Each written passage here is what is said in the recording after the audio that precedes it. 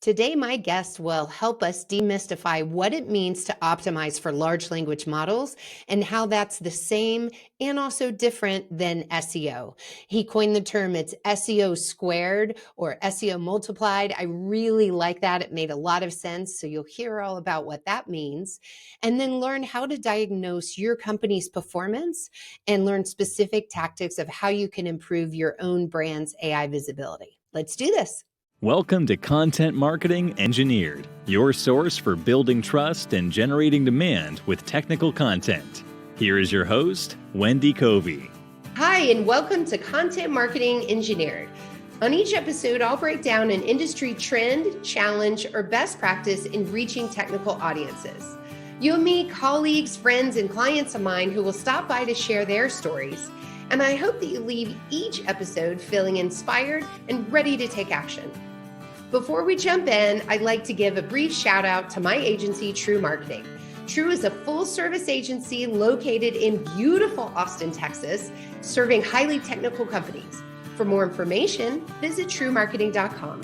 And now on with our podcast. Hey everyone, and welcome to another episode of Content Marketing Engineered. I'm joined today by Jason Khoo. He's the founder and CEO of Zupo. Welcome to the show, Jason. Hey everybody, glad to be here. I'm happy to have you here. We're going to have a great conversation about helping people get visible in AI and some specific tactics to do that. But before we get started, I'd love to just have our listeners and watchers understand a little bit about you, what you've done in your career, and what led you to start your Zupo agency. Yeah, a quick background on me. Again, I'm Jason. I'm Zupo. It's funny, I always have to start with my name.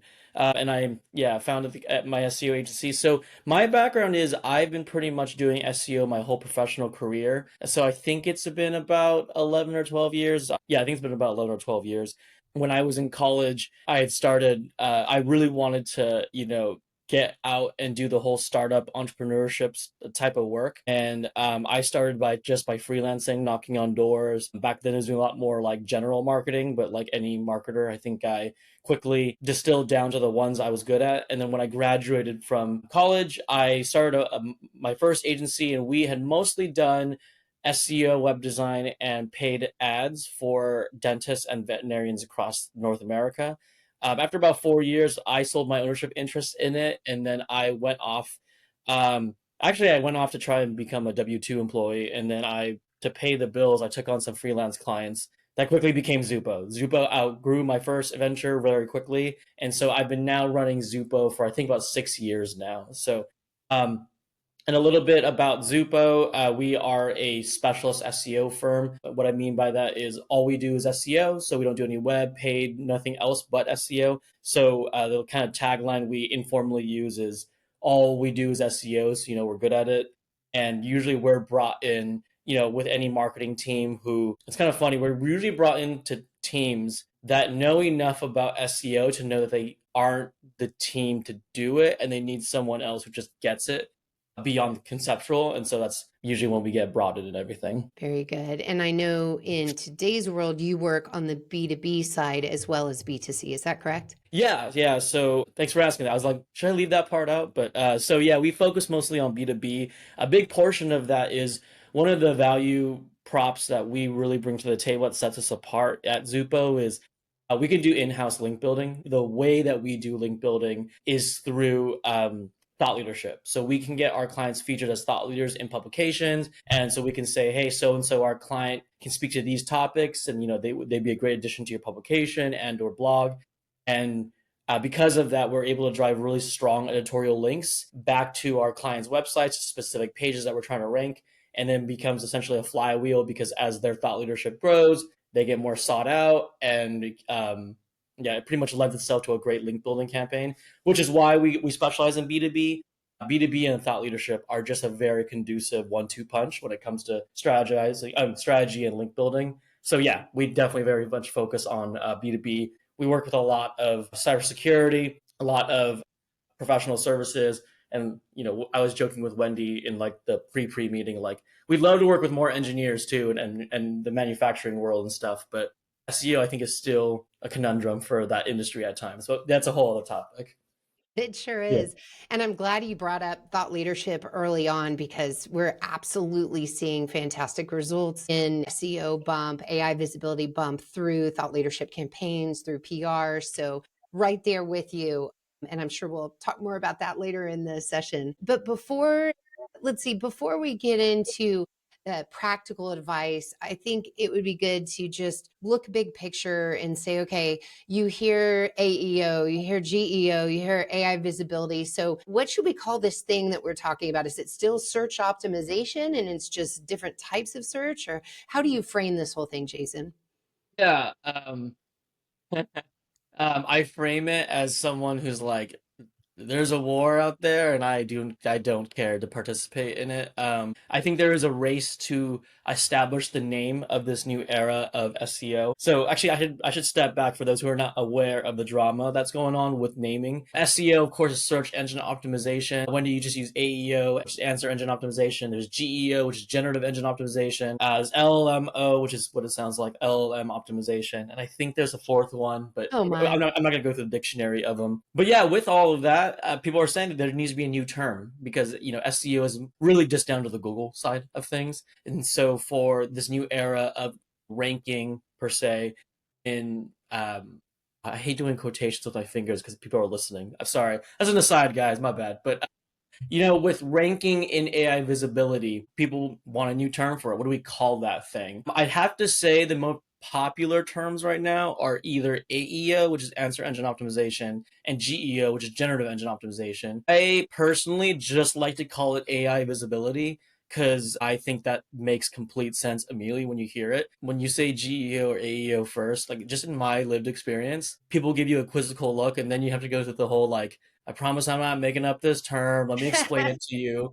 When I joke that there's a war, is because people get really up in you go on LinkedIn, there's people fighting about what the right term is, and It's so it's funny. self-fulfilling. It's all SEO again, so we just call it SEO. I'm the kid at the party where I'm like, the parents are fighting, and just once they're done, like I'm good to just keep going. But yeah, to Wendy's point, I do call it AI visibility though. I have no interest in coining the industry's term. I'm not going to have that fight, but I think AI visibility is the best term for it in terms of kind of what we're discussing. And so at least for this episode, you'll hear me say AI visibility a lot, or any of my talks or videos. But in summary, though, AEO, GEO, LLMO, AI visibility, just for the purpose of this new era of search, there are slight differences with each, but for all intensive purposes, they're the same thing. There you go. Okay. And Yeah. why is it important? What type of behavioral shift are you seeing? Are people leaving Google in favor of these engines? Are they using both in different ways? Like,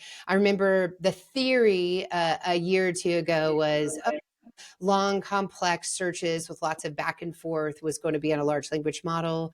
Quick answers would still be on Google. Then you had Google put AI overviews in that. So, what's the state of affairs now? Yeah. So this is one of the more infinitely more difficult and like I don't strategic situations that I think is more understated in this era of search and behavior. Right now, I do want to address the noise of it first, because noise is always something of it. So if this was sports, I call it the analysts. The analysts or the LinkedIn kind of people who are talking about what's been going on. If you just do a LinkedIn search, you'd think SEO is dead. Like the amount of people who like to say, I don't even use Google anymore, I only use ChatGPT.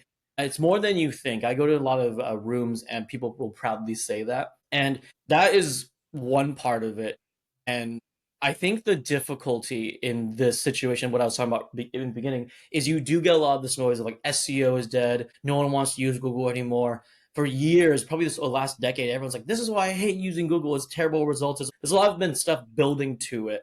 And people love their LLMs of choice, Claude and Perplexity or ChatGPT. But the difficulty we have right now is it's easy when you are I guess I don't want to call a sideline player, but someone who has no invested interest in it to say, yeah, AI is the future. But for, Wendy, your teams, my clients, when organic traffic has probably been your major source of traffic and leads for a very long time, but then AI is the future, the shift that we get into is AI, it takes up 95% of conversation as marketers. If you're a VP of marketing or you're in an agency, your job is to be ahead of the curve on this stuff. But right now, what we're seeing, and I have a study I pulled up, I'm not going to share, but I just have it pulled up right here. Ahrefs did a study over 8,000 websites, 80,000 websites. And right now, according to their metrics, percentage of website traffic by source right now is 39% Google, 35% direct. So about 75% is still Google and direct. ChatGPT is 0.165, meaning not 16.5, it's 0.165% as ChatGPT, Perplexity 0.020, Copilot 0.008, and Gemini is 0.005. If you add those all up, that's less than 1%. And so what's difficult is I'm a heavy AI user myself. I have to be as a SEO firm going to AI visibility. But all of us, it's like, hey, 95% of what we're hearing about, and maybe your C-level execs or your founder or your CEO is telling you, we need to be ahead of this. Yet less than 1% of traffic right now is coming from AI sources. In all of our clients, I guarantee you, LLM traffic is less than 2% of their analytics. It does create this interesting behavioral situation where the noise is there that we need to be working on this shift. Yet, if I'm a marketing team and I need to, hey, I'm all for planning the future, but I need to get my leads today, especially, in 2025, the markets that we have today, depending on what industry you're in, things can be quite volatile. So right now it's even more scary because you're like, I got to prepare for the future. But right now, like, we got to just get business where we can. It does create this interesting behavioral shift from a strategic standpoint too, of what is everybody saying, yet what is actually happening. It's kind of like when people say like, oh, ads never work on me, which is the biggest lie. And I think every marketer knows that when consumers say they don't listen to ads, they're full of themselves, or not full of themselves. It's misguided. Yeah, they're misguided on that. So yeah, that's one part of it. And just to add a second layer to be more granular about the behavioral shift question that makes this even more annoyingly complex. If you think about when you've chat GPT'd or whichever LLM you like, and you ask it something like, hey, I don't know, I'm in New York, so like what pizzeria should I go to or whatever it might be. It'll give you answers and it's great, but oftentimes it won't give you the website. So you have to Google the site yourself, which means that Google traffic might be incorrectly or correctly because you're still going to Google at the end of the day. Shouldn't that be original source AI? And so the behavioral shifts itself causes interesting nuances, both through the UX, but also users. A lot of people do both. They go to ChatGPT, they get the responses. I just went to my own vacation, although I did not use ChatGPT to plan my trip. I don't trust it on that level, but I would find answers at times, and then I would Google on like Google Business or something to look at reviews. So it became even more of like this hybrid approach. interconnected kind of thing, which then becomes a multi-attribution discussion. However, to get to the essence of what you're talking about, there are behavioral shifts. But if you're listening, you're probably just wondering, how do we move investments or think about it? I'm an SEO. I'm more on the data side of things. Numbers aren't everything, but they don't lie. And right now, still 75% of all traffic is still traditional Google and direct. So it's still a major conversation. But yeah, I went on a big tangent. I hope I answered the question, though. You absolutely did. Okay, And perfect. I'll just add, for our upcoming 2026 Data Marketing to Engineers research, we're asking this exact question on when do you go to Google, when do you go to large language models. So we're trying to study technical buyer behavior in terms of this. But I think you're exactly right too, that you can look at your own company's analytics and get a good sense of your traffic sources, what attribution you're seeing there. And that might help demystify some of this for your own company. Right? Yeah. The attribution side of LLMs is the most, it desperately needs more development right now. I get asked a lot in talks, like, how do I best track AI? And most honest answer is, you kind of have to wait and see and estimate a bit, because you're just not, like I said earlier with the example, you can try to Google. Like, if AI gives you the answer but not giving you a direct link, there is no way to be able to see that a user did that. The only visibility you get is once they've Googled your name into Google, but then before that, it's pretty impossible to get the information. So unless you ask that large language model to provide you, give me the link. I certainly have been doing that.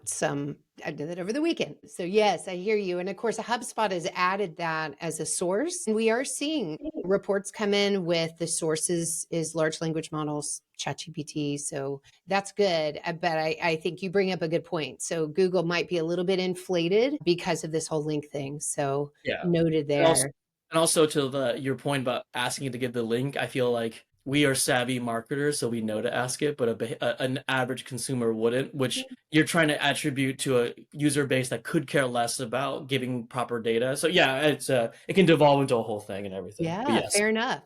This is how we have to explain to leadership that metrics aren't perfect here. And really a great source of truth is having the salesperson ask, how did you first find us? And get some of that anecdotal data as well. Well, Jason, what does it mean to optimize today versus say 5 years ago? optimizing today versus 5 years. So right now, there is a level of optimizing in the dark. Like you just need to prepare for the future, but there's no best practices. And I've actually like had to have discussions with my team. My whole team. Hey, we are all great at what we do, and why we're great at what we do is we really care about the quality of our work. And when one cares about the quality of work, they're always like, "What are the best practices?" I was like, we all have to be comfortable starting this year of being comfortable that you kind of have to guess. You have to guess a little bit, right? And part of that, what that means is even with AI visibility. Earlier in the talk, when I was joking about, I did like air quotes. It's because I said ranking in AI visibility. A part of that optimization in this new era doesn't mean ranking, because if you think about AI answers, there's not 10 listing results. Yes, there's numbered results, and sometimes there's not even numbered results. It just gives you recommendations in a sentence, right? So ranking is not entirely the proper word. That's why I like to call it visibility, Mm-hmm. because it's not always 10 listicle whatever kind of format. But really what it means to optimize today is kind of what I call like passing the baton. You kind of need to continue to ensure, as if you, especially, this answers for those who have historically done SEO, and it's a primary source of their marketing or primary investment in their marketing. You need to ensure your rankings are still holding, but also you need to ensure that you are doing well in the new era of AI visibility. And what that means is ensuring that, are you tracking it? And what I want to make very clear is tracking does not count, or what doesn't count as tracking is your leadership team or your own personal ChatGPT question and answers, right? That's not a valid way to track it. So I'll give you a case study I saw in SEO Week in New York, done by Garrett Sussman from iPullRank. So just shout out to Garrett.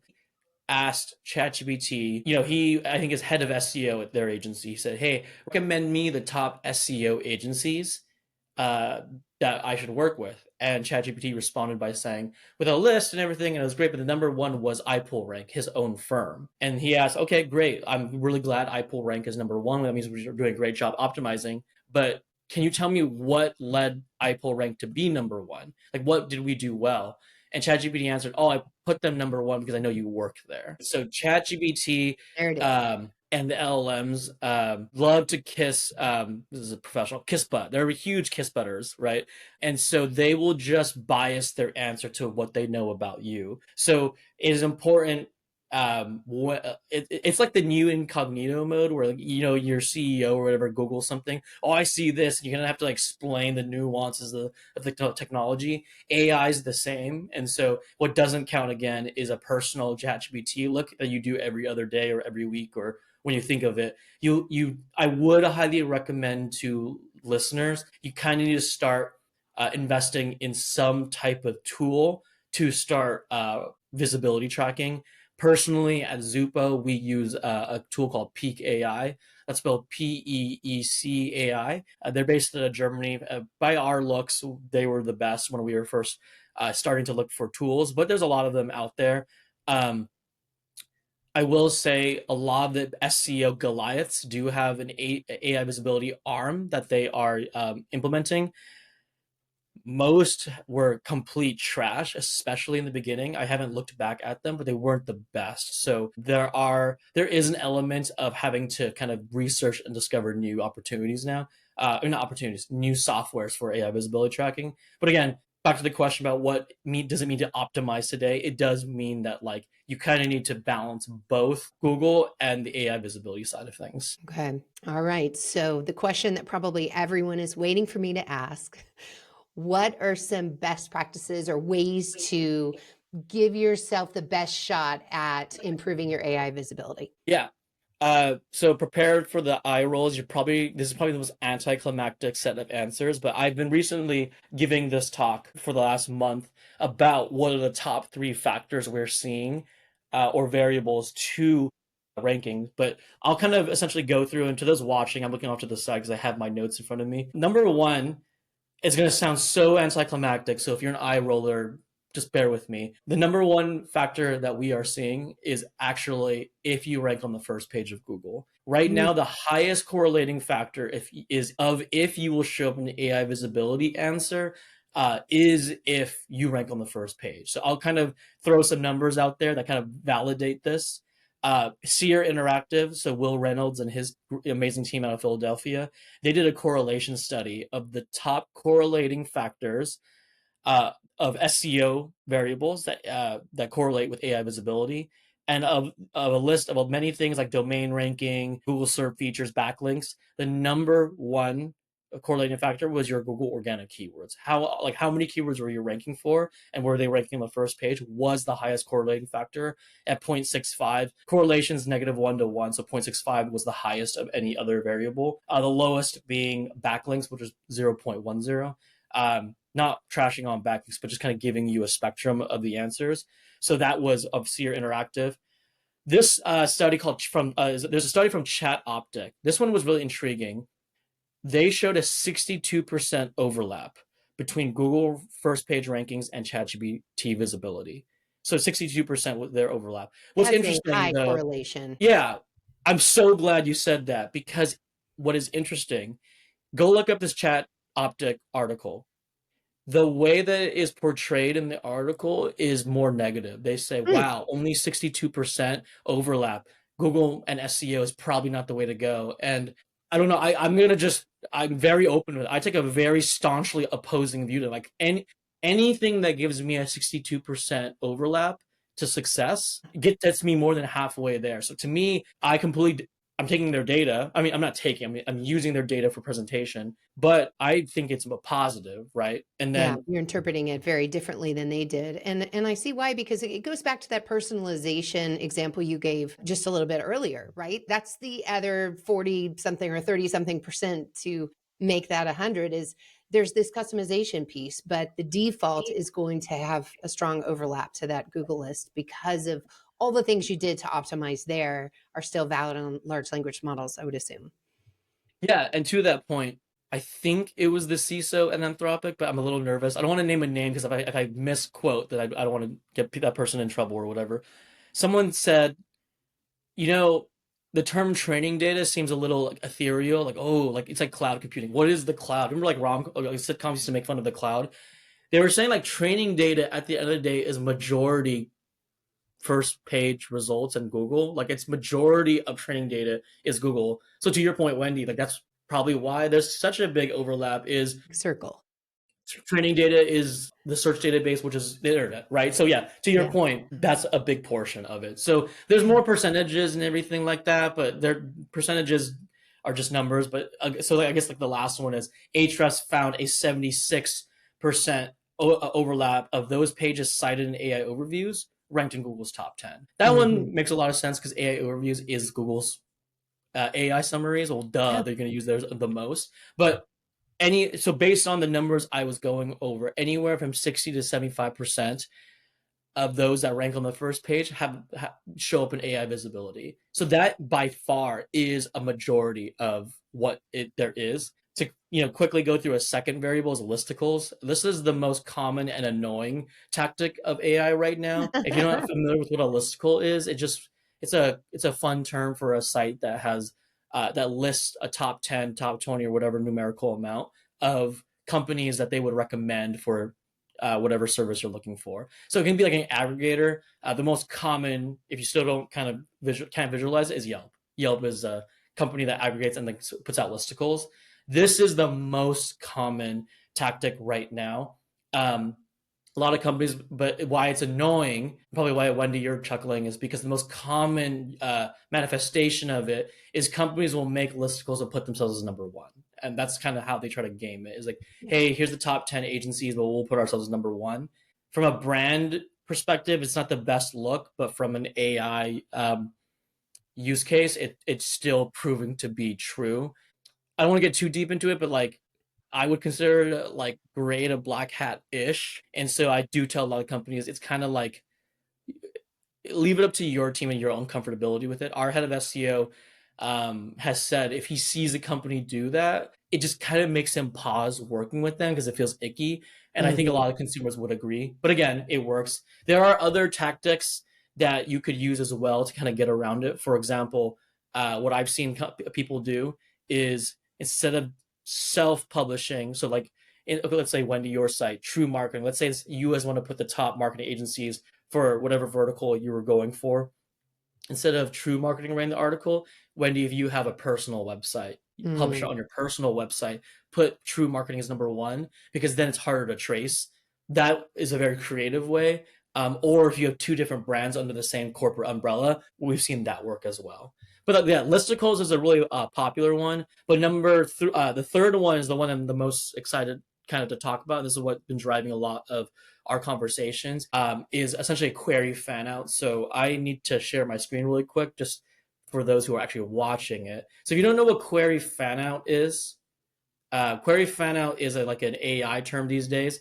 It essentially means that if for those listening and watching, you'll notice that when AI gives you an answer, it gives you way more than you asked for. Like you'll ask it a prompt and pretty much answers like 2 to 3 questions ahead of it. That's probably a big portion of query fan out. So what query fan out is, and I'll verbalize this, everyone who can't be watching it.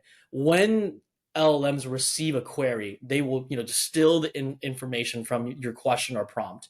Essentially what they do though is they look up your main question, but they do additional searches. So query fan out, if I was to make the term way less technical, query is a search, and then fan out means like the euphemism of like, hey, fan out, guys, let's get out there. So anyways, when the LLMs get the question, they will do an additional 3 to 5 searches alongside the original intent of your search. So essentially what they're doing, it's an AI system doing 5 to up to 300. The total max they can do is 300, 5 to 300 searches, each one doing its own search. They put all that information together, distill it down to one answer, and then boom, you get your response. So the reason why I'm explaining this to you though, is because what we figured out with the query fan out is, I'm just going to stop the share. That has been a major key into understanding the anomalies of AI answers. So a lot of people say SEO is dead because you'll get responses and AI visibility answers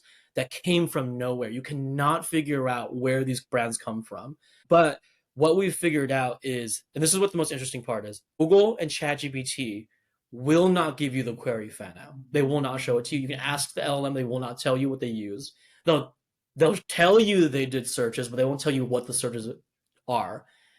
Perplexity will. So if you go on Perplexity and you ask it the prompts that you want, it will have a horizontal kind of hamburger menu or accordion menu? I forget what they're called, but it's like there's 3 of them. There's the original response, the sources, and I think the third one's called steps. Steps, if you click that one, it will tell you the additional searches it did. And what we've been able to figure out at Zupo is that when we look at those additional searches, it usually explains the random brand that appeared in the list. Because what we have found is that the additional searches it does, because I don't want to say because AI, I don't know why it does it.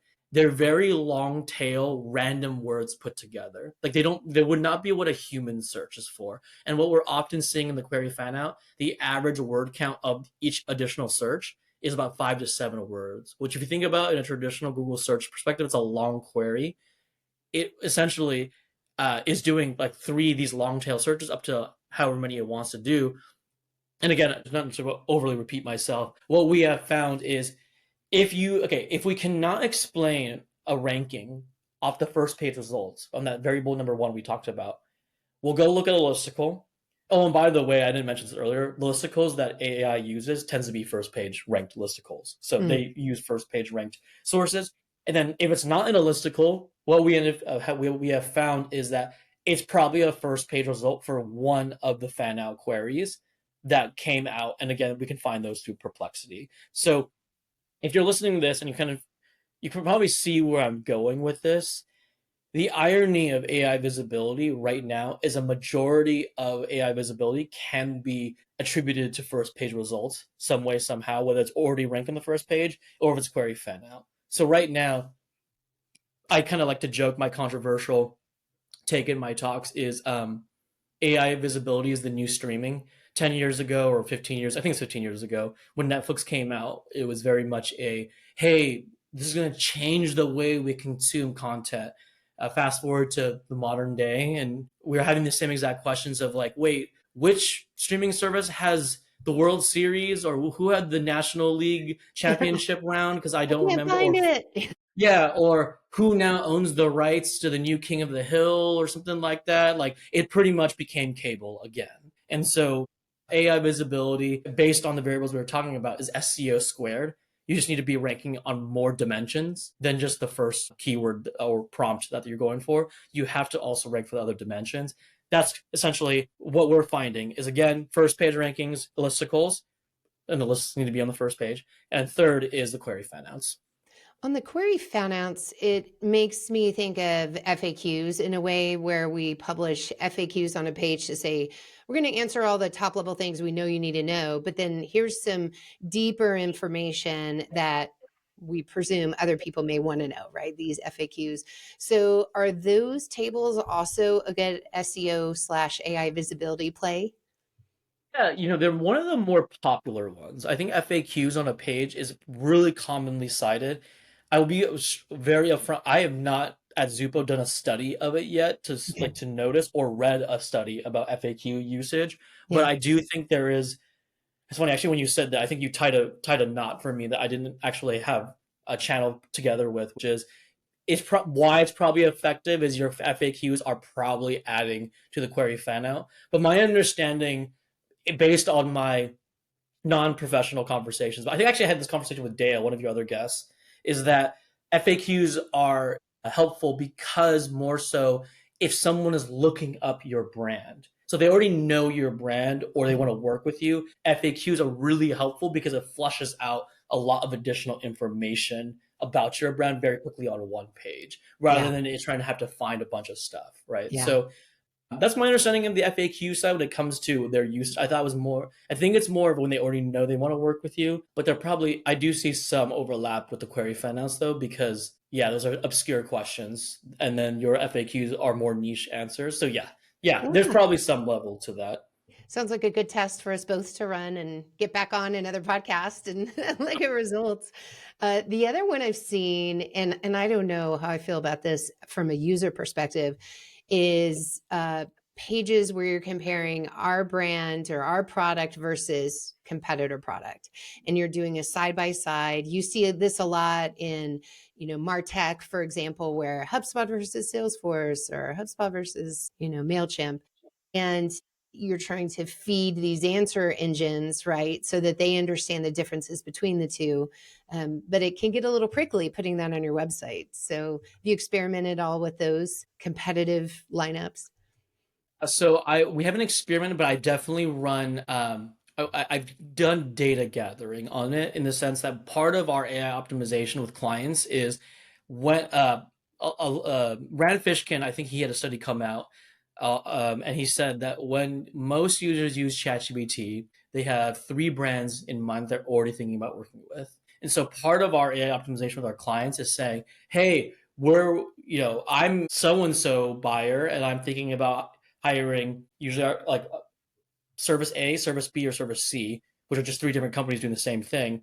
Can you give me the pros and cons of each, or which one do you think I should go with? And to your point, Wendy, you'll get essentially what we're working on with clients is to ensure that the response given by the AI is accurate. So I'm a big believer in like you're not going to not have a con because we actually at Zupo force it. Like you need to give us a con but we want to make sure it's aligned with your brand. So one of the companies we R&D with is called Spark House. They're a video production company.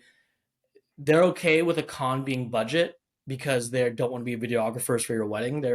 They do like Super Bowl commercials, right? So they're okay with that. But to your point, we've seen a client. Oh, this one was the funniest. So this company, we asked the pros and cons, and the AI legitimately answered, we couldn't find any information about any cons of this company, but we did find this other company that has a similar name, and here are their cons. So yeah, it like hallucinated the answer. Wow. Or a big issue too is, and Sparkhouse saw this one. The AI used for its cons a Glassdoor account of another company that wasn't there that shared the same name with them, but a different industry. But they used the other industry companies' Glassdoor accounts, cons. So to your point, there's different ways to address it. You don't have to do the verses, although I actually am a big fan of the verses. I think my this is not a marketing like influencer kind of thought. This is just my personal thought. We don't have to pretend like people aren't shopping. So just it's okay for your brand to say ours versus somebody else. Let's not pretend like there aren't other people in this world. Yeah. So I like that strategy a lot. And to validate why you would do it is the lack of information right now really hurts you in AI. AI, we all know the hallucinations, and I gave you two great examples. It is better to supply it yourself than for AI to find it on its own, or worse, not find it and make something up. Fair. Yeah. Okay. Well, as we're thinking strategically about the type of content that we like to show up in these generative responses, what do you think about having pages that aren't connected to your global navigation that would be training the large language model, but you don't necessarily want your prospects seeing? Will they even find those pages if they're so rarely searched and so hidden on your website, or is that a good strategy? This is an essential SEO strategy in itself. Like a lot of the SEO campaigns we run, uh, I know I'm not going to ever win a fight against the UX team on having something on the nav, even though it'd be great to have it on the nav. And so we often have to publish off global navigation. For AIs, it's the same thing. Yeah, like I think you definitely need to have pages that, even though they may not be in the nav, your site does not just serve users; it serves crawl bots on Google and also indexing from AI. So 1,000% yes, you should be doing that. And the query fan out discussion we had earlier is a big portion of it. You're probably gonna have to be creating pages that are meant just for the query fan out, not exactly for users. And that is a central part of Yeah. most of our SEO campaigns today, anyways. So Fair. I not without a doubt, that's probably what you need to be doing. Yeah, so many of the SEO principles still apply. Like you said, it's just broadening, it's more holistic. So if somebody's listening and they're new to all of this or wondering where to get started or how to diagnose, like what advice do you give them? Advice to get started with AI visibility side. There's a lot of great content out there. Actually, a lot of bad content. Wow, as I said that, I regretted saying that. There's actually a ton of bad content out there. I don't know. I would just start educating yourself. Look up good thought leaders. Hopefully, this one is a good one. Will Reynolds, as I mentioned, Mike King from iPullRec. These are all great SEOs turning into AI visibility. I would it's easy in a field like this to get scared. There's a lot of fear and scare going on in this AI visibility realm. Educate yourself first. But I think that what I would advise, I'm not one, I like actionable advice. So let me just give what I'd want to hear. Start tracking your AI visibility. That would be like the number one thing. I've heard of a free. I know HubSpot has a free tool. I've seen reports generated from it, but I haven't used it personally. I don't know, but try something. HubSpot has a free one. I mentioned Peak AI earlier. If you already have an SEO tool set like SEMrush or Ahrefs, they have their arm of it. You could try theirs. Again, although when I did, they wouldn't serve my purpose when I tried them out. But the most important thing is to get started tracking, especially for uh, any marketing teams who are listening. I highly encourage your urgency of figuring this out is dependent on how you're performing right now. So for our clients, even those who did not have AI visibility in their scope of work with us, we did looks just so we all know where we stand.